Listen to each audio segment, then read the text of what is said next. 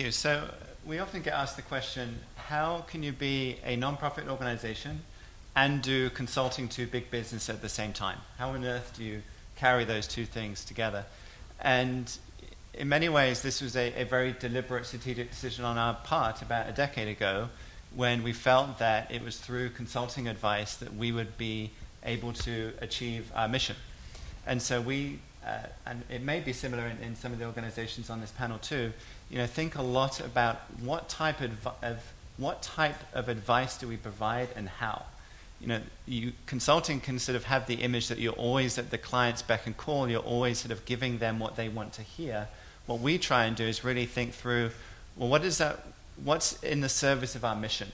What type of advice, what type of project work, what type of activities should the client undertake that we think is going to create the type of world that we want to live in?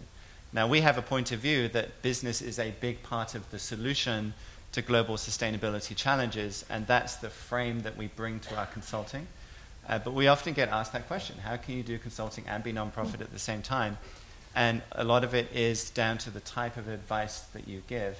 I thought the comment about practice areas was interesting too, because that's the other area that has developed quite considerably over the past decade, that we've found that having teams of people who know an industry and know sustainability at the same time has been very important. 10 years ago, when I used to work for a telecoms company, I could find people who knew about telecoms who knew nothing about sustainability, and people who knew about sustainability and absolutely nothing about telecoms.